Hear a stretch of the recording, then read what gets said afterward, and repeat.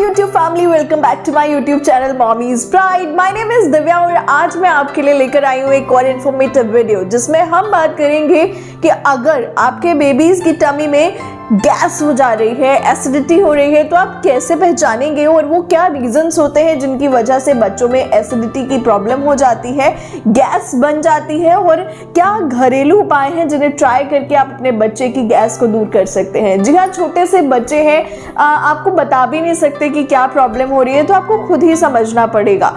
उसके लिए सबसे पहले ये जानना जरूरी है कि आखिर बच्चे के पेट में गैस हो क्यों रही है। उसके कुछ मेन रीजंस होते हैं जो यहाँ मैं आपके साथ डिस्कस कर रही हूँ।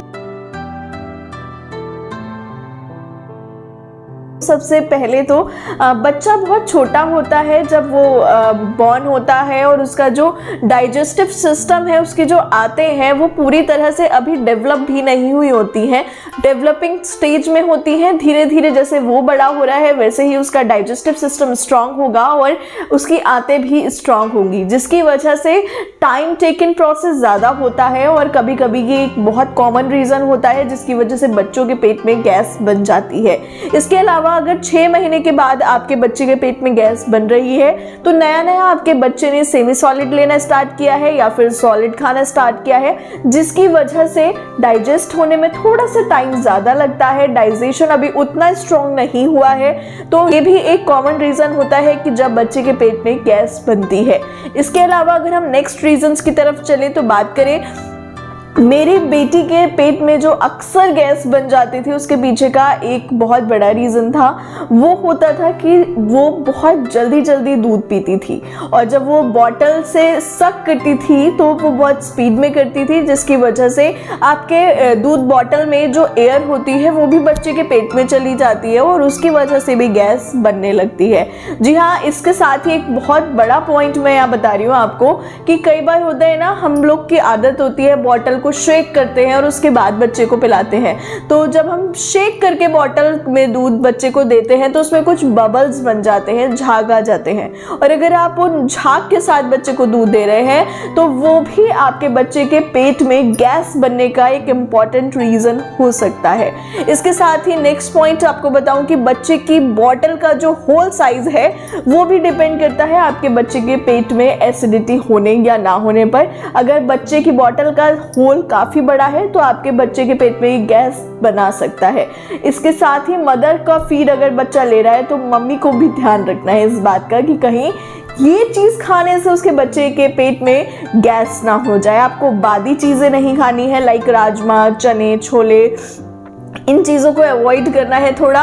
एंड नेक्स्ट, आपको बहुत ऑयली, बहुत मसाले वाली चीज़ें नहीं खानी है, क्योंकि ये चीज़ें भी हो सकता है आपके बच्चे के पेट में गैस बना दें और उसके लिए भी एक प्रॉब्लम खड़ी हो जाए। तो इन चीज़ों की वजह से हो सकती है आपके बच्चे के पेट में गैस। अब नेक्स्ट पॉइंट आता है कि कैसे पता चलेगा कि बच्चे के पेट में गैस हो रही है, क्योंकि वो तो अभी बता नहीं सकता, तो हमें खुद ही उसकी सिचुएशन को समझना पड़ेगा।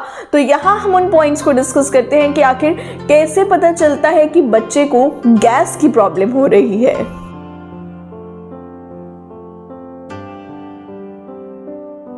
तो सबसे पहला पॉइंट तो यही आता है कि अगर आपके बच्चे के पेट में गैस है तो वो पेट बहुत टाइट हो जाता है। आप ऐसे टच करेंगे जब अपने बच्चे का पेट तो आपको पता चल जाएगा कि उसको गैस हो रही है, क्योंकि इतना एक पत्थर जैसा हार्ड होने लगेगा, उसका पेट बहुत टाइट हो जाएगा। इसके अलावा आपका बच्चा अपने लेग्स को अपने पैरों की तरफ ऐसे फोल्ड करेगा बार बार, मतलब वो अनकंफर्ट हो रहा है, वो इस तरह से अपने पैरों को फोल्ड करेगा टमी की तरफ कि वो थोड़ा रिलीफ पाना चाहता है।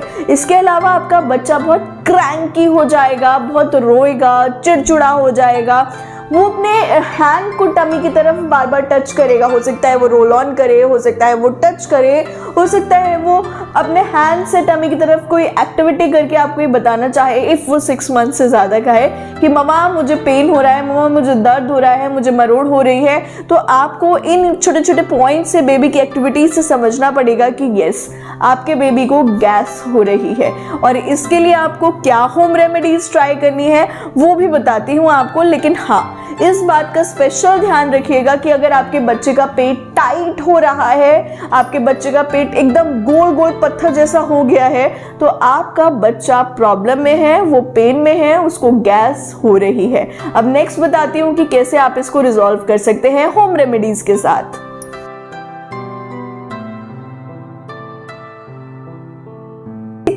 बहुत ही बेसिक सा तरीका है, अगर आप दूध पिलाने के बाद अपने बच्चे को बर्ब नहीं दिलाते हैं यानी कि डकार नहीं दिलाते हैं तो एक बहुत बड़ा रीज़न हो जाता है आपके बच्चे के पेट में आए दिन गैस बनने का। जी हाँ, तो सबसे इम्पॉर्टेंट है, अगर आप फीड करा रहे हैं तो फीड कराने के बाद, चाहे आप मदर फीड दे रहे हैं या फिर आप उसको फॉर्मूला दे रहे हैं, कुछ भी पिला रहे हैं, आप अपने बच्चे को बर्ब ज़रूर दिलाएं। बर्ब दिलाने के लिए आपको उसको ऐसे शोल्डर पे लेना है और उसकी पीठ को सहलाना है, हल्के हल्के सहलाइए, डकार डेफिनेटली लेगा आपका बच्चा।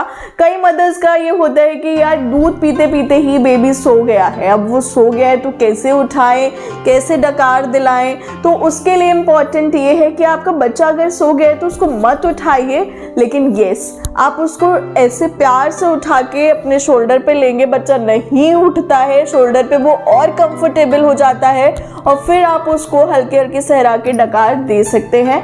कई बार ऐसा भी होता है कि कुछ मदर्स का ऐसा कहना होता है कि मेरा बच्चा काफ़ी दूध निकाल देता है या दूध की वॉमिट कर देता है, तो कई बार ऐसा ओवर ईटिंग की वजह से ऐसा हो जाता है। और अगर आपका बच्चा दूध पीने के बाद फटा हुआ दूध निकाल रहा है, मतलब दही जैसे फॉर्म में निकाल रहा है, दैट्स ओके, ये इसमें कोई बहुत बड़ी प्रॉब्लम नहीं है, ये ठीक है। आपका बच्चा कभी कभार अनडाइजेस्टिव प्रॉब्लम की वजह से ऐसा कर सकता है, लेकिन अगर आपका बच्चा कंटिन्यूसली ऐसा कर रहा है कि जो दूध पी रहा है सेम उसी फॉर्म में दूध को निकाल रहा है, तो आपको डॉक्टर से ज़रूर कंसल्ट कर लेना चाहिए बिना किसी देरी के। जी हाँ, इसके बाद नेक्स्ट पॉइंट बताती हूँ कि कैसे आप अपने बच्चे की गैस को दूर कर सकते हैं। आपको गुनगुना पानी लेना है और उसमें हींग को, आपके यहाँ अगर डेली वाली हींग मिलती है तो वो, या फिर अगर आपके यहाँ पाउडर हींग है तो आप उसको भी यूज़ कर सकते हैं। हींग को लेके गुनगुने पानी में मिक्स करना है, हल्की सी फूल जाएगी तो अपने बेबी के बेली बटन के आसपास एरिया में लगा देना है। जी हाँ, नाभि के आसपास आप उसके लगा दीजिए, नाभि पे लगा दीजिए। आप उसके जो ये नाखून है हाथों के और पैरों के, इस पे भी लगा दीजिए, आपके बच्चे को बहुत जल्दी रिलीफ हो जाएगा और उसको गैस की प्रॉब्लम दूर हो जाएगी। इसको आप बहुत, मतलब मैंने अपनी बच्ची पे इसको ट्राई करा हुआ है, ये ट्राई एंड टेस्टेड है, तो आप भी अपने बच्चों के साथ ट्राई कर सकते हैं अगर उन्हें गैस की ऐसी कोई प्रॉब्लम होती है तो। इसके अलावा आपको अपने बच्चे की बॉटल की जो निपल है उसका साइज का स्पेशल ध्यान रखना है कि किस एज में, किस हर एज ग्रुप के अकॉर्डिंगली बॉटल के निपल साइजेस आते हैं, तो आपको उसी अकॉर्डिंगली निपल्स को यूज करना है। बहुत बड़ा साइज की निपल ना हो आपके बच्चे की, क्योंकि उसके साथ एयर बच्चे के पेट में जाती है जो कि एक बहुत बड़ा प्रॉब्लम क्रिएट करती है गैस का बच्चे को। तो ये भी आपको स्पेशल ध्यान रखना है बॉटल की निपल का। एंड साथ में आप अपने बच्चे के लिए एंटी कॉलिक बॉटल्स यूज कर सकते हैं। एंटी कॉलिक बॉटल्स वो बॉटल्स होती हैं जिसमें बहुत ज़्यादा झाग नहीं बनता है दूध का, बहुत सेफ रहती हैं बच्चों के लिए। तो आप एंटी कॉलिक बॉटल्स भी अपने बच्चों के लिए ट्राई कर सकती हैं। आपको ऑनलाइन बहुत सारी साइट्स हैं जहाँ पर इस टाइप की बॉटल्स इजीली मिल जाएंगी, तो आप उनका यूज़ कर सकती हैं। एंड बहुत से मार्केट में रोल ऑन्स मिल जाते हैं बच्चों के लिए, तो उन्हें भी आप ट्राई कर सकते हैं। अपने बच्चे की टमी पर उसको रोल ऑन कर देंगे तो उसको गैस्ट्रिक प्रॉब्लम नहीं होगी, तो ठीक हो जाएगी। इसके अलावा अगर आपका बच्चा 3 महीने से ऊपर का है तो आप उसे टमी टाइम दे सकते हैं, मतलब उसको पेट के बल लिटा सकते हैं जिससे कि वो थोड़ा सा रोल ऑन होगा तो उसको इजी रहेगा और उसको थोड़ा रिलीफ मिलेगा। लेकिन 3 महीने से छोटे बच्चे को आप टमी टाइम बिल्कुल मत दीजिएगा, इससे बच्चा पलटना भी सीखेगा और उसको गैस में भी रिलीफ मिलेगा। वन मोर इम्पोर्टेंट थिंग जो आपको हमेशा ध्यान रखनी चाहिए, बच्चे की दूध पिलाने की पोजीशन। आपको हमेशा बच्चे का जो हेड है उसको थोड़ा सा ऊंचा रखना चाहिए। चाहे आप उसको मदर फीड दे रहे हैं तब भी आपको हेड ऊंचा रखना है, या फिर वो अगर बॉटल ले रहा है तो वो बेड पे लेट के पी रहा है तो पिलो हमेशा रखिए अपने बच्चे के सर के नीचे, जिससे कि उसको गैस नहीं बनेगी और उसका दूध जो है वो इजीली डाइजेस्ट हो पाएगा। तो इन छोटी छोटी सी चीज़ों का ध्यान रखेंगे अगर आप, तो अपने बच्चे को गैस्ट्रिक प्रॉब्लम से बचा सकते हैं। एंड अगर आपका बच्चा 2 साल से ज़्यादा का है तो एक बहुत स्पेसिफिक चूरन बनता है जो कि होम रेमेडी का ही है। इसमें आपको हींग का चूरा लेना है, आपको सौंफ लेनी है, जीरा पाउडर लेना है और लेनी है अजवाइन। इन सारी चीज़ों को हल्का सा ड्राई रोस्ट करके पीस लेना है। आप साबुत ले रहे हैं तो पीस लीजिए, अदरवाइज अगर आप पाउडर ही ले रहे हैं तो ऑलरेडी आप ऐसे ही मिक्स कर सकते हैं। और बच्चे को ए लिटिल बिट चम्मच, मतलब नॉट एक चम्मच, मैं ये कहूँगी 1/4 या 1/3 स्पून आप बच्चे को दीजिए गुनगुने पानी के साथ एज अ मेडिसिन। उसको डेफिनेटली 110% इंस्टेंट रिलीफ मिलेगा। आप ट्राई कर सकते हैं और आपके बच्चे को हेल्दी रख सकते हैं, गैस से बचा सकते हैं जो कि एक बहुत मेजर प्रॉब्लम बन जाती है कभी कभी। लेकिन हाँ, अगर आपके बच्चे को कंटिन्यूसली डेली बेसिस पे दिन में ट्वाइस और थ्राइस बार ऐसा हो रहा है तो आपको इन सारी होम रेमेडीज को साइड में रखना है और जाना है अपने डॉक्टर के पास। डॉक्टर से कंसल्ट करना है, वो आपके बच्चे के डाइजेशन, आपके बच्चे की हेल्थ, आपके बच्चे के शेड्यूल के अकॉर्डिंग आपको सजेस्ट करेगा कि क्या मेडिसिन देनी है। बिकॉज घरेलू नुस्खे एक टाइम तक बहुत बेटर, बहुत अच्छे होते हैं। अगर आपको दवाई से बचना है तो, या आप बहुत ज़्यादा दवाई नहीं देना चाहते हैं तो नहीं भी देनी चाहिए। बट जब आपको ये लगे कि नहीं ये कुछ इजी नहीं है तो आपको तुरंत डॉक्टर से कंसल्ट करना है। जी हाँ, बिकॉज बच्चे की हेल्थ बहुत इंपॉर्टेंट है। मैं मिलती हूँ नेक्स्ट वीडियो के साथ। अगर वीडियो आपको अच्छी लगी है तो प्लीज चैनल को कर लीजिए सब्सक्राइब, लाइक, कमेंट, शेयर करना बिल्कुल मत भूलिएगा। मैं मिलती हूँ नेक्स्ट इन्फॉर्मेटिव वीडियो के साथ कि क्या है आपके बच्चे के लिए खास। Bye bye, take care, love you all.